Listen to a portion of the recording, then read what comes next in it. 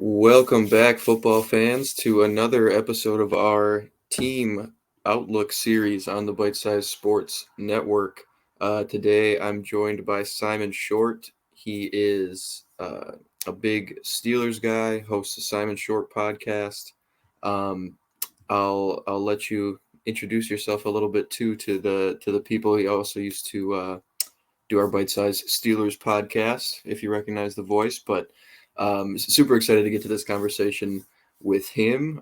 Josh and I did ours on the Vikings, and just getting a local perspective on another team's going to be awesome. But Simon, how you doing, man? Thanks again for joining us for this. I'm doing great, John. Yeah, man. So happy to be back. Happy to work with Bite Size Sports whenever I get the opportunity. So yeah, thanks, man. This will be hopefully somewhat entertaining and informative for listeners, but mostly it's cathartic for me. So I appreciate the therapy session here. Perfect. Perfect. Yeah, that's what it's all about. That's really what we need this time of year too, is because everybody's so wound up with Oh my the gosh. draft upcoming. This guy Hmm. sucks. No, this guy's amazing. The the extension arguments, they've been insane in the Vikings fandom, but I'm sure there's a little bit of it with with every team's fan base. But Hmm. um, let's talk about maybe some of those some of those trigger points for some folks and jump into 2023 themes. So before we kind of zoom out and say, okay, what could this team look like going forward? Um, what are their forks in the road? What got us here? We got another 500 or better season. First of all, Woo. we're picking 20, which sounds familiar. Yeah. Um, and you laid out a few three bullet points when we talked 2023 themes, and this is the one about which I was most excited to talk, actually, because we had a chance to talk about this briefly um, when it was kind of the height of Matt Canada's terrorism, and but briefly, because we were talking about the NFL as a whole. But you brought up poor offensive plan, um, and the way thought it might make sense to start this before you kind of get into your spiel is, I'm curious how much you think was really on the plan. Um, I guess in the sense of how close do you think the personnel is on that side of the ball, um, to be really high level with a solid offensive game plan, or like how far down were they being drugged by the game plan, do you think? So you almost have to split that into two different conversations, right? Because obviously the most important and most popular conversation about the Steelers, and you talk about offensive ceiling, is the quarterback situation, is Kenny Pickett, right? And I don't think Kenny Pickett specifically was being dragged down by Matt Canada, but I do Mm, think the offense itself was being pretty significantly dragged down. You talk about um, this team's run game to start. They were doing so many different run schemes all like the first 5 6 weeks of the season. I don't think that this was something that Steelers Depot Alex Kozora tracked.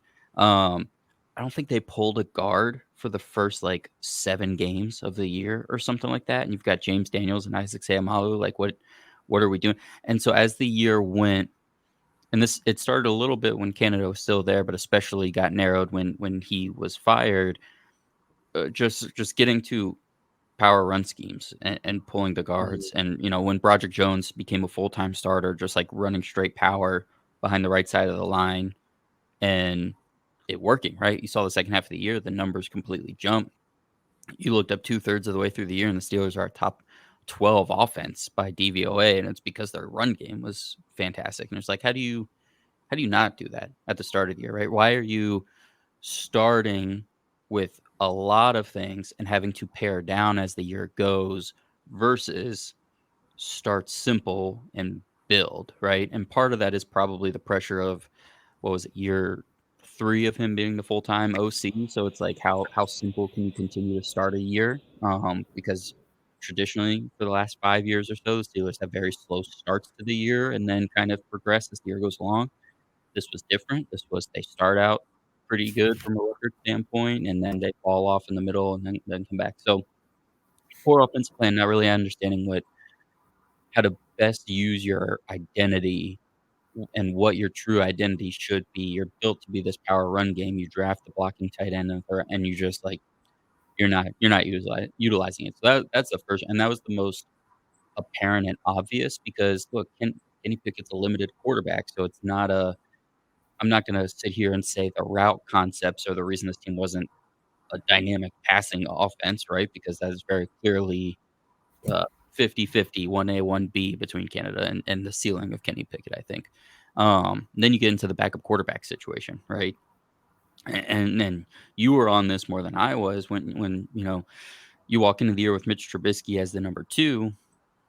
I'm thinking, listen, I didn't think he was horrible for the first 5 games of Kenny's rookie year, right? I think there was Mhm. way more issues with the offense schematically and the way they played in that year than here in 2023. So I was thinking, okay, so now if he's your number 2, high level number 2, right? Well, I mean, goodness gracious. I mean, horrible stuff. Kenny in weeks 1 through 12 as a starter, the team was putting up 16.5 points and 293 just about yards per game. In the 2 games with Trubisky starting, 15.5 points, so it is possible to go lower, and 240 yards, and the turnovers were through the roof. I mean, I didn't pull those numbers, but the Steel between games where Pickett and Mason Rudolph started and there's 0 turnovers, right? Your record is gonna be so much better than Mitch Trubisky goes out there and turns the ball over 2 to 3 times a game. So, the the failure of the backup quarterback situation was also something, and not something that I'm gonna sit on my high horse and say, "Oh, I knew it. I didn't." But, man, that obviously poor game plan. And then you can get into the route concepts and independent route trees and just, like, not very creative play calling and not using the motion, not marrying run and pass, all that other stuff. But it starts with poor identity in the run game, and then, obviously, when you have to go to your backup quarterback for a couple weeks and the offense falls even further off the cliff, that's a really bad look for your offense. Yeah, I mean, it was a it's particularly early on. It was a cacophony of the wrong things happening, especially from an outward perspective. But because too, like I was very much, I had this team winning the division uh, Mhm, preseason. Um, I thought that it seemed like the formula was there on offense mhm, a little mhm, bit, just because you have, uh, I mean, Deontay Johnson, who is a pretty crisp route runner, had a pretty good season this past year. A lot of people seem to think he drops a lot of passes. He had 2 drops this past season. I don't know. I mean, yep, that's a little overblown. I mean, that is sort of kind of in the zeitgeist. Like I know, I mean, he's had some droppies. Maybe they were mhm, just big time ones or something that stick out in people's minds. But I mean, yeah, I had to look that up actually, yep, and kind of double check because I was like, that's a lot of people's chief argument against him. But then you look at George Pickens and his ability to win contested catches, any sort of vertical route stem. He's been great, and I feel like he's a guy too that they could lean into, working his yards after catch ability a little bit mhm, more, mhm, getting him over the middle of the field and some more shallow cross kind of stuff, and get him with a head of steam because he's just such a uh, tough guy through contact in yep, any facet of the game. And with those 2 backs in the backfield, like um, I'm not particularly high on Najee Harris, but he's good. mhm, I think he can get overrated, he can get underrated, but Jalen Warren was phenomenal. It just felt like there were kind of all the things where it was like, sure, this might be what defenses are starting to expect, but hey, do these things with these guys who do these things well. I thought they had enough of those strong suits, that it could be a pretty passable offense. And then, well, this is actually a pretty good segue. And then the defense is tends to be so reliable.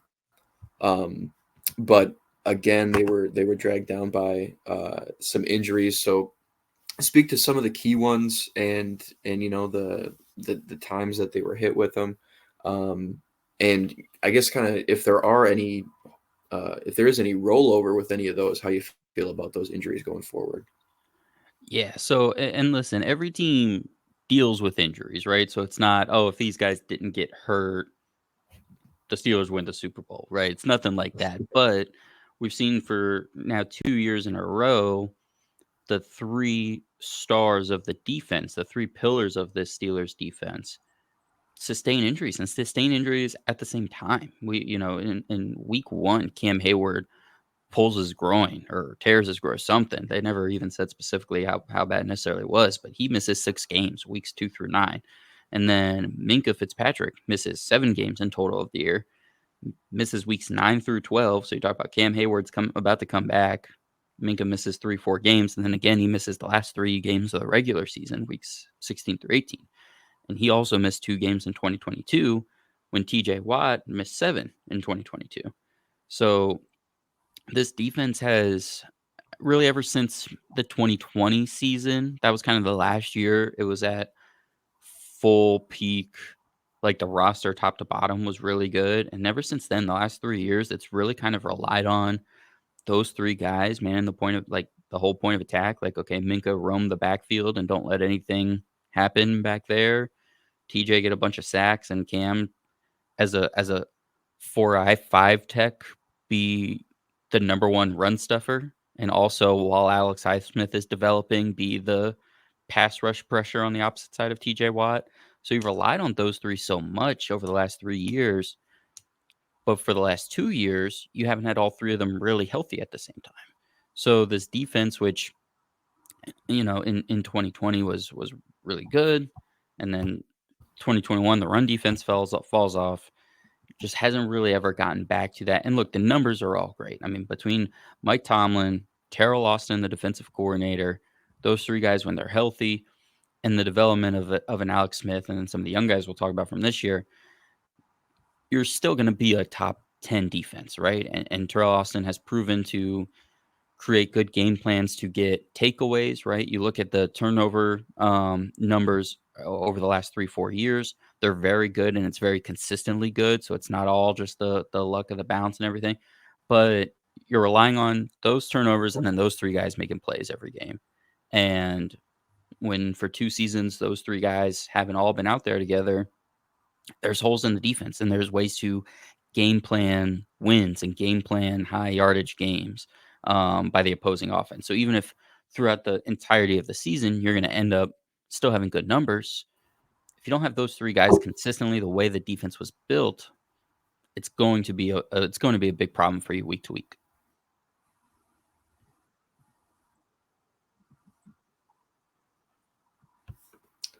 Right, and that's something. It's similar to something that we feel in Minnesota as well. Um, I think, and there have been. I mean, Highsmith was a huge hit in 2020. Hmm. Um, Hmm. but outside of that, really up until this 2023 class that you and I were huge on. Um, I mean, pre and post draft, I loved the landing spots of all those guys, and I loved Hmm. them throughout the process. Um, but I mean, really between that, I'm trying to think of who even. I mean, Isaiah Loudermilk, 2021. De- Who I De- mean, DeMarvin Buddy Johnson, Leal for the Buddy last Johnson, couple of DeMarvin years. Leal. Oh, Buddy Johnson. Leal feels like the biggest miss so far because Yeah, we still don't know what position he plays. In 2022, when Watt goes out for those 7 games, they start trying Leal as a true stand-up edge rusher, and it's like, okay, there might be a little something here. I mean, he's a big dude, but he's a good athlete. But they stuck him back on the defensive line this year, and he already, the Steelers are one of these teams that still very much have their height, weight, speed parameters for a lot of positions, and until they fill out other parts of the roster with they're just they're coming from behind in too many of these situations. They don't have great middle linebacker play, so they rely on their defensive line to stop the runs. But then DeMarvin Leal is 20 pounds lighter than the way their defense is schemed to have their defensive linemen, and you can't really do anything. But yeah, I mean, defensive draft picks over the years. I mean, I remember I got really excited for Quincy Roche in 2021, and that was Yeah. nothing. I was really excited when he came back in camp, and he didn't even make the team. You have to go back to, I Mm-hmm. mean, 2018 And Terrell Devin Bush Edmonds. came in I was there pretty higher on quick. than most people. Yeah, there's Devin Bush, and Yeah. then you're getting into T.J. Watt in 2017. But you got Justin Layne who misses in 2019. You got Antoine Brooks Jr. who doesn't last 2 years on the team from 2020. Trey Norwood doesn't make the team in his third year this year. So just eh, an over reliance on those three guys, right? And now it's to the point Yep. where it's like, okay, they're not spring chickens anymore. Minka's 27, Watt's 29, Hayward's obviously 34. 2023 was a very crucial year for them to draft good defensive players, and they did. And Mm-hmm. part of me feels really good about that, but part of me now also sees, okay, well, now you got to go back to the offense in the draft this year. Um, but you're not quite there with the rest of the defense. So, that's looking ahead and everything. But the point is these three guys have sustained the defense by themselves for 3 seasons, and they just haven't been on the field altogether enough to make that model work the way the team needed it to work. Right. And I think there's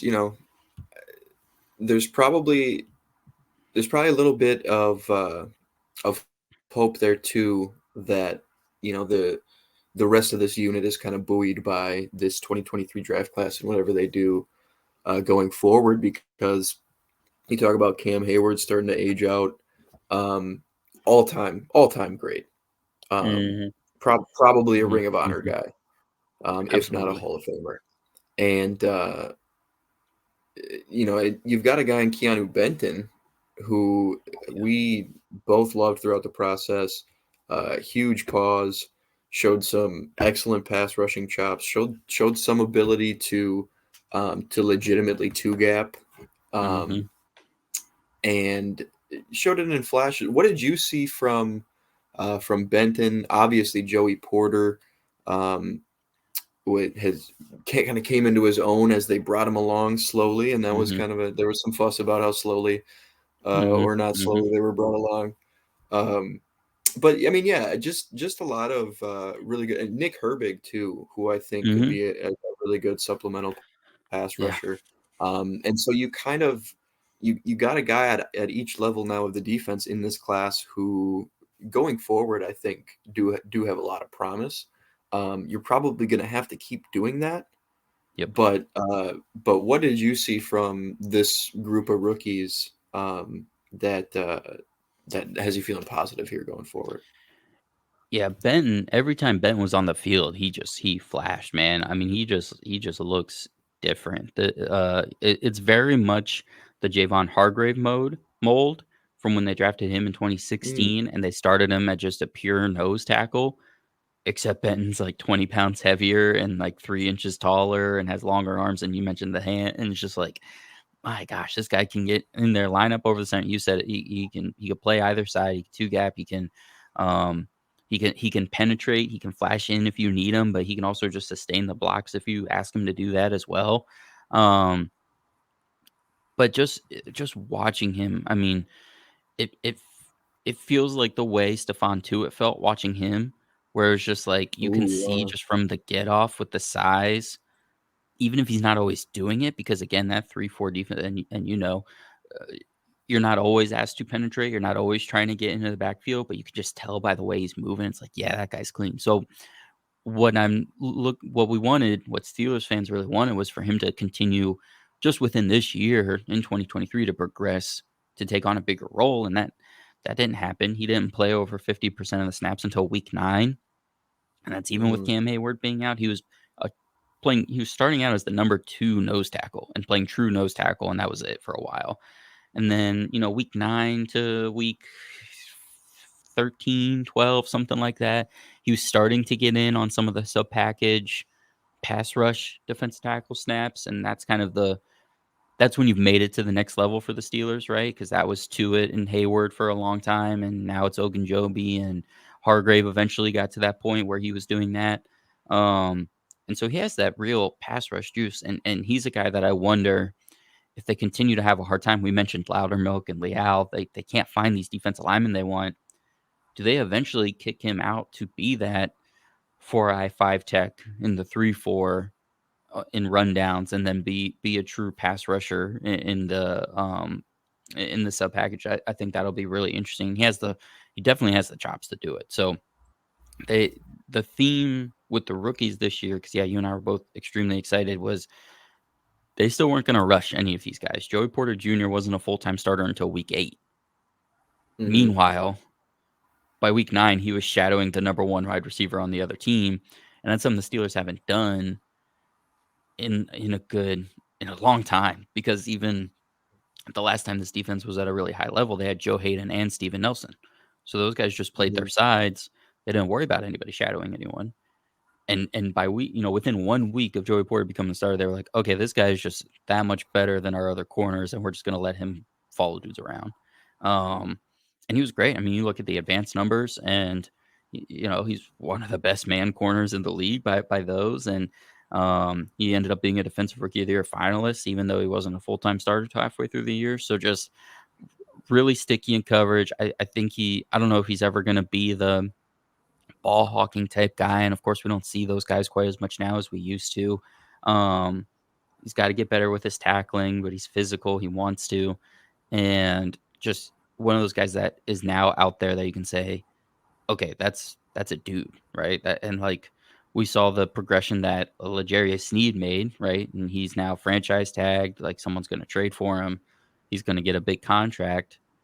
And Hmm. it's different ways they progress. Snead did it by starting out as a safety, and then a slot corner, and then outside guy, but just starting out small and growing, growing, growing.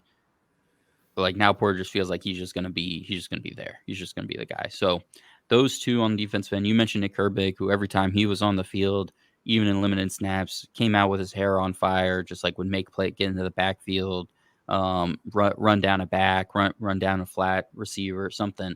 Um, and yeah, just like, but now it's like, now I just need you to follow up on it, but also you got to do stuff on the with the so it's a mixed bag. But Hmm. if I had to take a positive theme, because I've had 2 negative themes here, a positive theme was the 2023 class was good, even if we didn't get as much as we wanted it. Maybe that was how it became that good, right?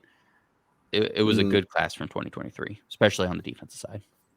Yeah, for sure. Benton is, I think, proven to be or to project to be a 3 down type of guy. Yeah, you got to. Consistently going forward for years. And Joey Porter Jr. is one of the very few guys who has even a shot at doing the stuff that Sauce Gardner does, just from Mm-hmm. Yep. a frame and tools perspective. Like he's one of the few guys with arms that long and strides Yeah. that long and hips that fluid, and um, he's probably not quite there as far as the physical gifts, but he's at least got that frame. And Mm-hmm. again, they put him right on the boundary, because what else do you do with a guy like that? Right. And yeah, no, I was so huge on Joey Porter for the Vikings even coming out Mm-hmm. um, when they were drafting there too. So yeah, I was a huge fan of this class, and I think they'll be awesome going forward. But who they're kind of joining here, I'm going to pull up our graphic for the young core here, and then yeah, 27 and under. I said this in the first episode of this series as well, but essentially, I just wanted to, when I picture a young core, we want them to project into at least like this upcoming year, the following, and the year after that, close to their prime. Um, it's I think that's young enough to consider the core. Um, And Simon, you put this list together here. So I'll pull this off so we can see everything. And it's a pretty good group at, I mean, there are a couple pretty high leverage positions here that you Mhm. feel really good about. Um, with the way Broderick Jones kind of came on, Mhm. um, like I think there might be something there. Um, Mhm. but obviously having a guy like Alex Highsmith Mhm. going forward, signed through 2027. Yep. You've got to feel really good about that, obviously, alongside TJ Watt. So having edge just locked down like that um, Yep. is a really good building block too. And then yeah, you've got your number one cornerback ideally going forward. You'll probably just want to work on the slot and the opposite boundary, but you can kind of cycle some vets in opposite Joey Porter, um, Mhm. and just lean into the number one guy. But on the offensive side, I think it's even a little bit more interesting. We talked a ton about Keanu Benton already. Um, you've got both of these running backs here, and you've got Kenny Pickett. How how high on the list, or how much sand is in the hourglass on when this front office feels they need to make a move on quarterback? Like, what's your sense of how urgent that is internally?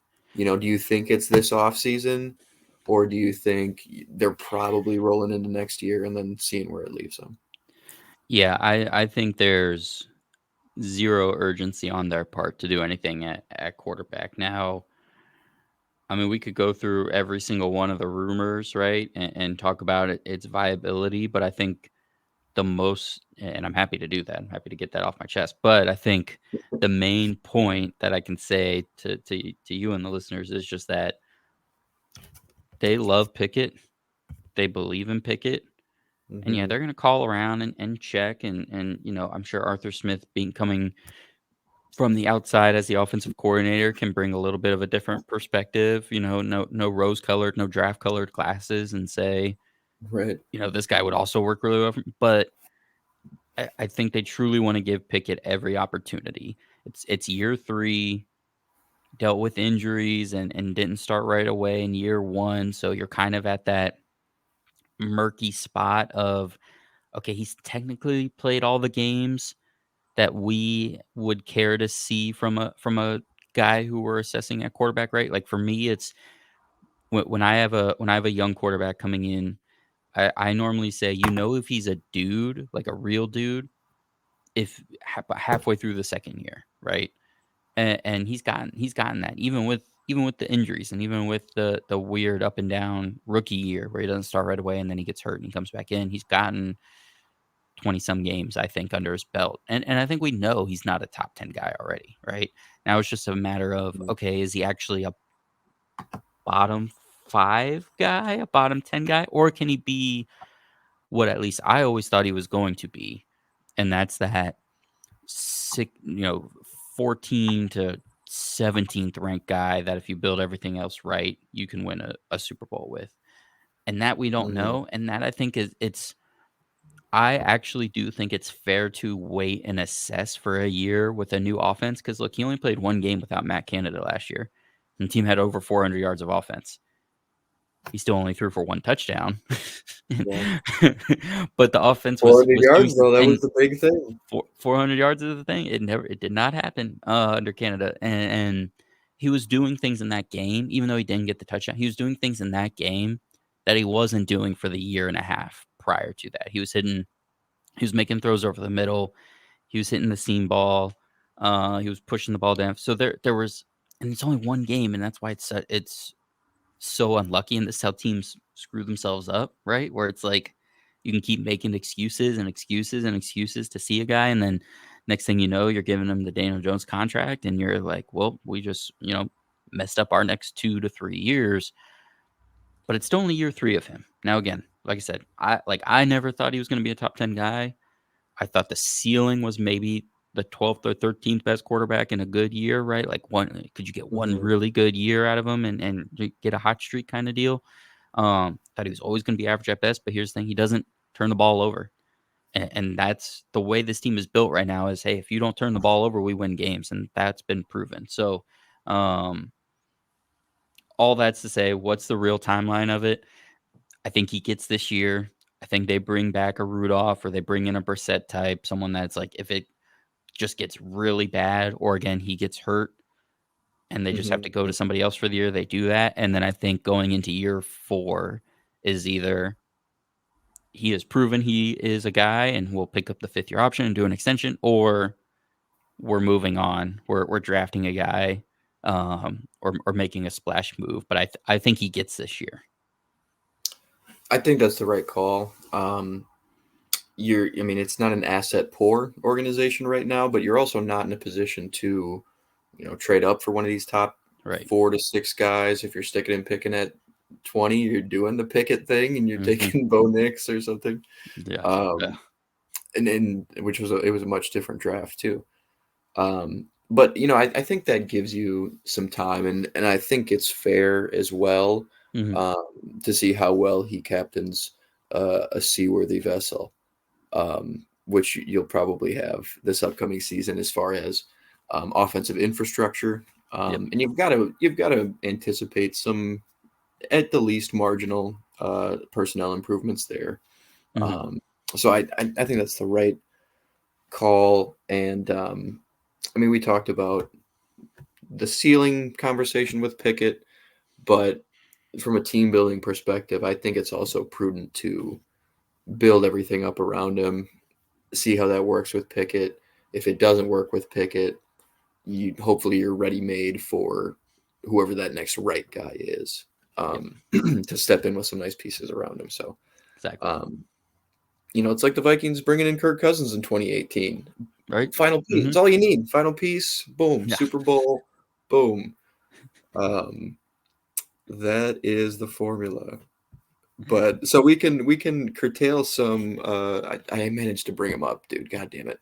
We can curtail some Kirk Cousins talks though, since we're probably probably not in the market. It doesn't sound like so. I know. But I know. it's unavoidable. Let's Honestly, jump when I to. thought we Yeah. could get when I thought we could get your guy, who's the guy that I just tweeted at you about? I always get his name wrong. Is it Shane Day? It's something Day. Your quarterback coach that's now Oh yeah, the yeah, yeah, asking yeah, for. yeah. The Uh, only way I got to wanting Kirk in Shit. Pittsburgh and to make that big move was because I wanted him as my offensive coordinator. I've said it Oh many yeah. places. I wanna just say it for your listeners now who are, Vikings people and NFL I think it's Shane Day, but it might also be Chris O'Hara. I don't know. Chris O'Hara. Chris O'Hara. Chris O'Hara. Who's Shane Day? Shane Day is somebody Yeah. else in Okay. the NFL. Whatever. Chris That's O'Hara. a guy. Chris I O'Hara is was gonna be an picturing offensive Sean May coordinator when you soon. said that, who was it like the Nets GM or something. So Yeah, we're whatever. It's a yeah mess up here. we're Um, Chris we're shooting O'Hara past Mars. is going to be an offensive coordinator. I wanted it to be for the Steelers. I've been wanting him for 2 years. Who he's gonna go somewhere and succeed. I'm just throwing that out there. I wanted him and Kirk to come for I had like a 2-week span where I was ready for it. And then when O'Hara got 0 offensive coordinators interviews this cycle, I was like, "Never. I'm off of Mhm. that. I'm done." Yeah, so he did get a promotion, Yep. kind of, They brought him McCown. but Yeah, kind of. yeah, 'cause they brought him McCown. It's a new title anyway, um, but yeah, he would have been nice. And I've said too, like, because I don't think there's not a better situation, I don't think, than Minnesota, but I always thought, like, over the last month or so, I was like, I feel like he could kind of make some noise in Pittsburgh, though. Like, that's the one like weird destination where I was like, that one wouldn't be. I wouldn't feel like he was just kind of, selling out. Um, well, let's jump to Shane some Day is a senior potential. offensive assistant with the Texans. All right, that's where that came from. All right, back to the Steelers. You got it. I'm glad, I'm glad we That figured was that gonna out. bug I'm me. glad. I'm I glad wasn't gonna be able he's. to focus. I'm glad it. Yeah, I'm glad it was that close. I'm glad it was like Yeah, he's actually an NFL this coach. isn't. Shout out Oh, Shane. he's the drummer for fucking um Okay, let's jump to these cuts. So the way it stands right now, um, on the book. So we just got that inflated cap number was reported, Mhm, mhm. just about 8 million on the 2024 books right now. But there are some pretty easy looking decisions here to create some Yep, additional space. I think Allen Robinson's probably a no brainer. That looks like a yeah, contract that was structured yep, to be moved on from this year mhm, anyway. But I'm curious about your thoughts on Patrick Peterson because obviously this is just mhm, the mhm, exercise of how much money could they create, how aggressive yep. could they get. But do you think that'd be the right decision to cut bait with Pat Pete? I heard a lot of mixed things about his season last year. It's so complicated. It's so if he was gonna have to be actually, I'll say it this way. The reason it got better for him last year was because they narrowed the scope of what they asked him to do. As the year went along, he became a nickel corner and third safety, and in that role, he was very good. Now, you don't want him to be your full-time nickel because you don't want him to be your Mike Hilton or Arthur Millette run down, crash down blitzing corner. I think he had one blitz from the nickel, and that it surprised everybody so well that he actually almost got there. But I mean, he's not gonna be effective in that. Um, but you can't have him, I don't think, at a nearly $10 million cap hit to be your sometimes nickel corner and third safety, right? Like that's not viable. And for him and Allen Robinson, like I love all the leadership stuff and the veteran stuff and the locker room stuff that those guys bring, but you can't pay guys that much to be those guys, right?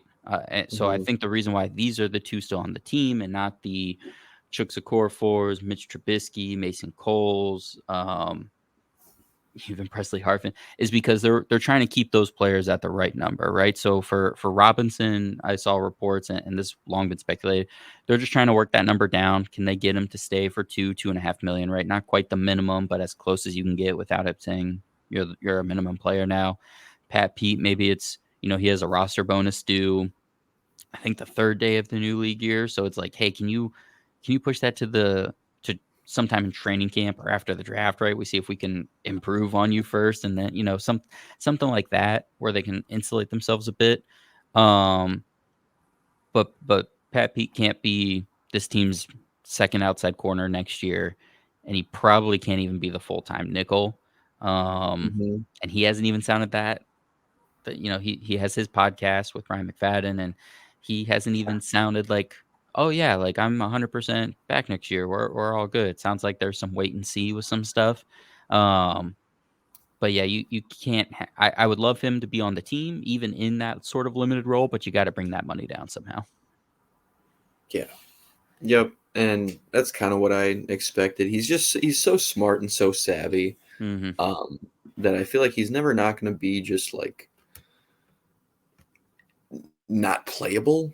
Right. Um, but until he retires and is actually physically not playable. But Mhm. as he slows down a little bit, um, his mind's still really sharp. So yeah, like in the slot on passing downs, it's particularly if you're in any type of zone. Mhm. If he can have quarterback eyes, Mhm. um, you're in a pretty good spot. But yeah, you don't want him in the run fit at the apex. You don't want he's not the type of guy to go shadow these star receivers in and out of the slot anymore. Even though he did that sparingly for the Vikes in 2022, that was when it was bad. It was like Pat Shadow the number one, and then it's Duke Shelley. And then the other guy. Duke Shelley was Um, in camp with the Steelers last year, actually. that's And right. That's And right. your guy Janin Sullivan was on the team, and, he was a fun blitzing corner with his hands straight up, that was about it. Um, he Yeah, got his we've hand got a on a lot of couple balls. secondary connections. A lot of secondary connections. You've got our old defensive coordinator at head coach. What else? Yep. We've got your old You've got our assistant linebackers assistant coach and yep, assistant. mhm. Yeah, whatever Which he is did. hilarious. A lot of Most crossover. overqualified assistant linebackers coach. Yeah, literally. Um, but yeah, Let's with jump these to. moves, Oh, go ahead. that there's stuff that they can do, and we're just waiting on, and it's just a matter of when, the ones that have already been made were the obvious ones, and Mason Cole, even, I'm sure they were talking to him. He was the center. They tried to get his down, but they weren't too worried about him coming back. But Peterson and Robinson, they want back, but it's just got to be at the right number, I think. Gotcha. And so with those, cuts we kind of projected, um, that gets them right up to about 30 million. Um, Also wanted your quick thoughts on uh, the restructures of a Mhm. couple of defensive cornerstones in Minka and Highsmith, signed through 2026 and 2027 respectively. Um, and the more years you have on the back end of a restructure, the further you can spread that money you're converting out. So, and also generally, the more you can clear in that season. Um, so these seem like, if there is a free agent out there, um, that they want to pursue, a big time guy, maybe they want to, go get a big time receiver. Maybe they want to get in on one of these tag and trade situations, Mhm. or something like that, and make a push. These are some triggers they could pull for sure. Um, did you have any other kind of marginal, like, internal moves outside of these free agents returning and those restructures before they look to free agency? Yeah, no really smaller restructures. I mean, you could do TJ Watt again, but like you said, or not again, but you could do TJ Watt, but like you said, like that's only out a year. It's not gonna be that significant, but it is a very high base salary for this year. So I mean, it would still get you a decent chunk. But Hmm. the other big one, and the one that feels even more likely than either any restructure, is extending Cam Hayward, who is in the last year of his deal. His cap hits $22 million. Hmm. Um, Fans are out there completely blasphemously, which isn't a word, asking him for a pay cut, which is ridiculous. But no, just slap a 2-year extension on, Shameless. no new money, um, plug in a base salary, and you can knock that thing down like 9.5 mil, by doing that. And that's the one that feels even more likely, because you don't want to necessarily walk into this year with Hayward, you know, having just one more year on his deal anyways, so you might as well just get that done and lower the cap hit as well. But no, like, moderate level moves, unless you were gonna get into, like, a Larry Ogunjobi, but that's a guy that the way his contract is structured, you gotta get out of that contract even as early as Yeah. this offseason if you wanted to. Um, but you don't wanna do anything with that contract in case you wanted to get out of it early. So, it's really just the those 4 pillars there, including Highsmith, in terms of a restructure or an extension in Hayward's case. Gotcha. Yeah, and that could get you close to. I mean, these two restructures would get you up to 46. Um, Hayward, you could push 55, and you could Mhm. really make some things shake here, Yep. if you wanted to. Just do everything you can to prop up the roster around Kenny Pickett for this year, and then see Mhm. where that leaves you. As far as draft capital goes, they've got all their own picks except for the fifth rounder, if I'm not Yep. mistaken.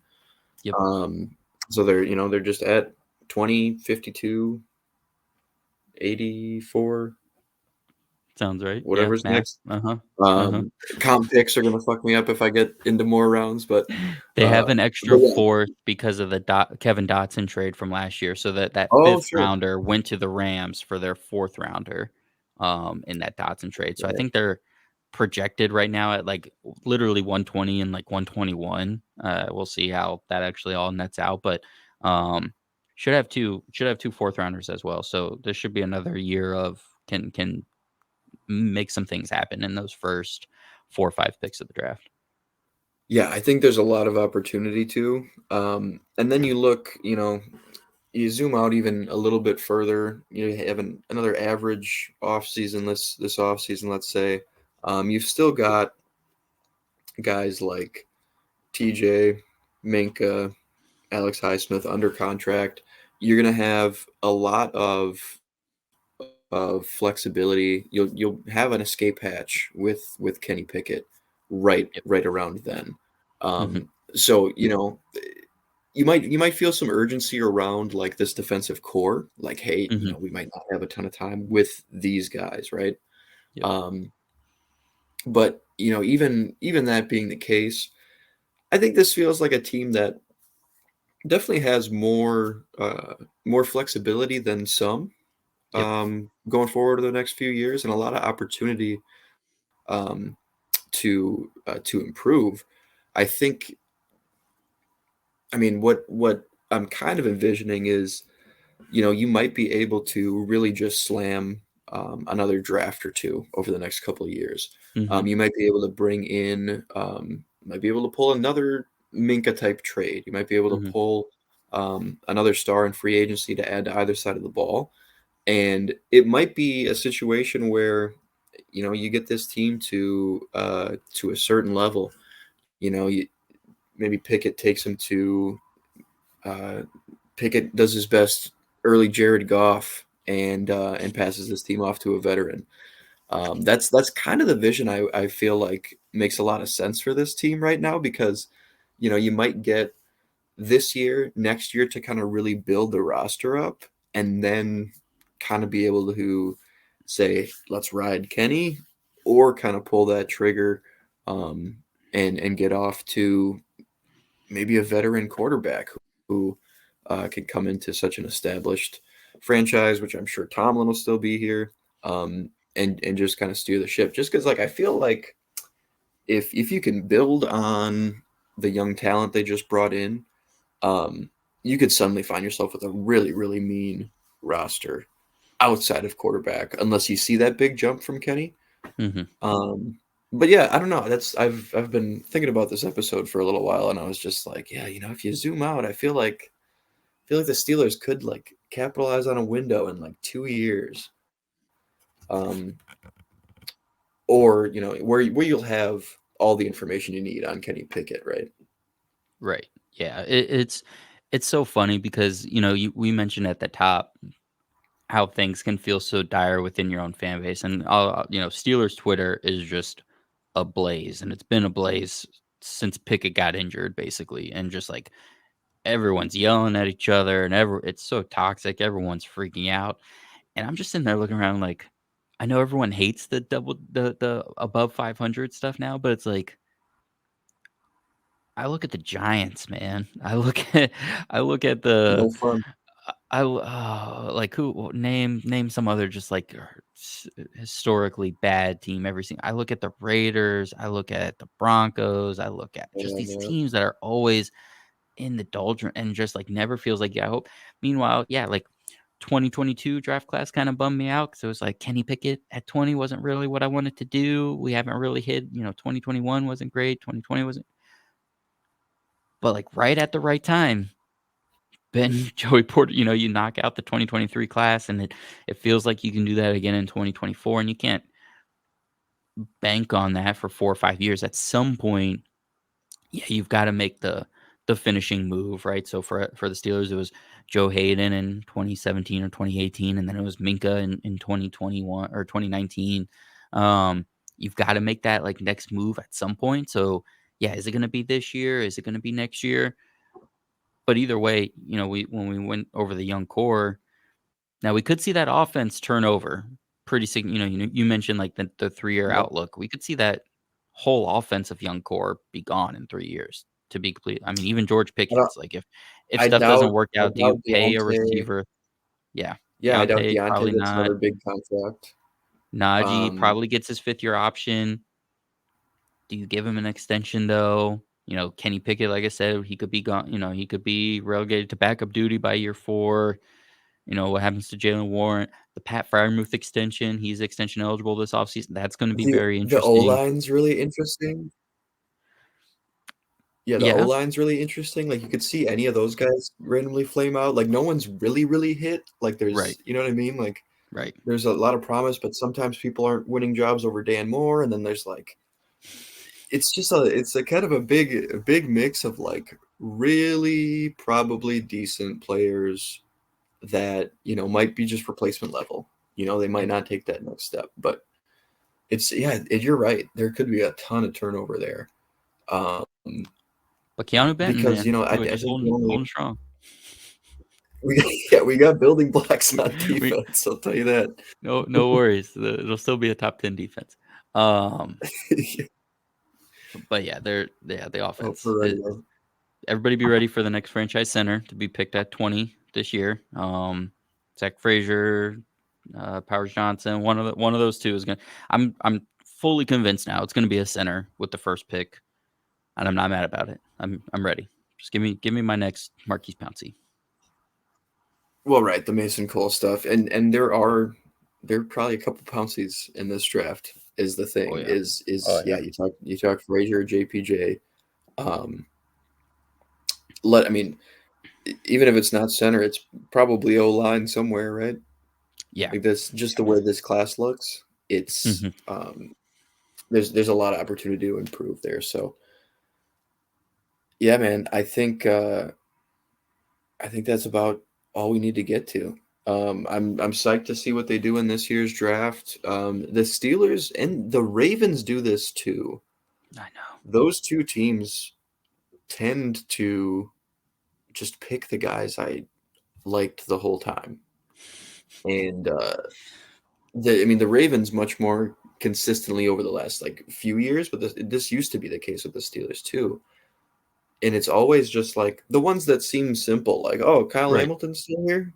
Yeah. Cool. you know, Great. blue chipper this whole process. I guess we'll take him here. Kyle Hamilton, man. Um, and it's just I don't know. It's kind of one of those things, and that's how last year went with the Steelers. And then even Darnell Washington, I was like, you guys, these are I all my know. like little crushes. That was the one because they moved around for that pick too. They traded down from Yeah, like 80 or something down all the way down to like 94 or 84 to 90, something like that. And it was just like, sure, why not? Just go get Twitter's favorite tight end right now oh, and man, just dude. go crazy. Yeah, you talk about the Ravens. You're telling me, man. I mean, ever since I fully dove back into paying attention to the whole NFL, I've learned that if let's say I love 10 dudes in every draft, 7 will be on the Ravens because these teams are just so freaking similar. And it just, I mean, go down to Patrick Queen, Daniel Faalele, Tyler Linderbaum, um, Kyle Hamilton, all dudes that I've just like loved to death. Matabuke even love those guys Yeah, coming out, and they're all Ravens. That's how it goes. yeah. What do you do? Adafe away. I Hmm. loved. Yeah, you're right. Voorhees, man. Oh my gosh, Voorhees, that's the one that killed me 34, the other day. I randomly 34 remembered reps. the other day that he fell to the 6th round to them because he tore his ACL at right, because the combine was on, and I'm just And he's remembering him putting up 31 reps of 225 or whatever with his torn ACL, and it's just like, 34. I'll he's never gonna forget that my whole life, I don't think. he's he's gonna be a 10-year starter for the Ravens next to Linderbaum, and if it literally goes Linderbaum, Voorhees, and Faalele, I'm gonna I'm just gonna Oh, cry dude, every game. he's sliding right into Kevin Zeitler. He's Exactly, just like 100%. he's sliding right in. It'll be So perfect transition. it's so frustrating. It's so God damn it, frustrating. dude. The worst shade of purple. uh, Objectively. I laugh so I won't cry. Yeah, Sorry, right. Steelers Nation. I don't think I made anybody really all that happy. Go back and listen to the 5 minutes where we talked about the draft class. That was Oh great. yes, that was a big positive. The draft class, the big positive outside of the draft class, frankly, is flexibility. I think going Yeah. forward. Oh yeah, that was where we Um, started. Yep. yeah, if not a ton of it this off season, which they do have, they could press all the buttons if they wanted to. Um, Yep. but I think just long term, as far as like a 3 to 5 year outlook, um, this team's kind of a ball of clay, particularly on the offensive side of the ball, under good leadership. Which Hmm. is something to take some heart in, probably, right? Um, Yeah. well, Simon, any closing thoughts on the steel cut and Listen, man. It's all gonna be fine. You said it. The outlook still isn't that bad. You still got a great head It'll coach, be great fine, leadership. exactly. It's fine, guys. Listen, just it could be so much worse.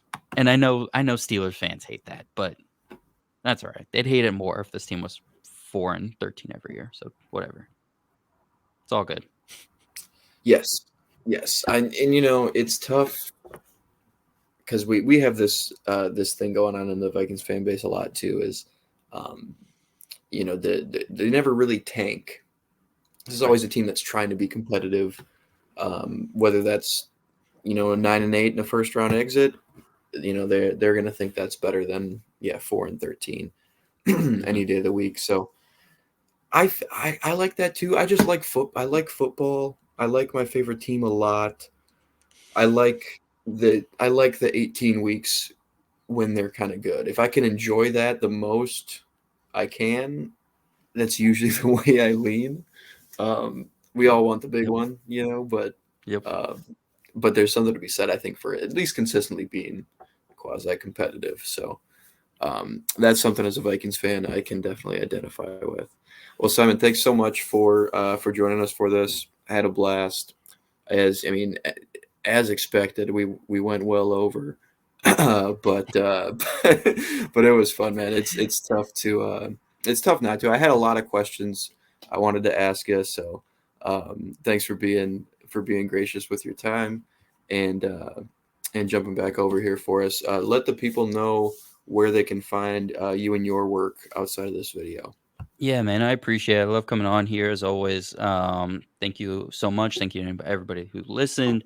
Follow me on Twitter at Simon_Short. And you can check me out on the Simon Short podcast. That has 2 T's on it.